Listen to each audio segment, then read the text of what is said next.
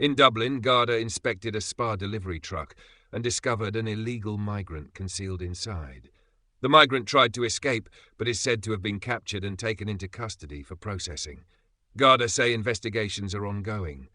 What do you think? Is this a one-off case or a sign of a bigger problem?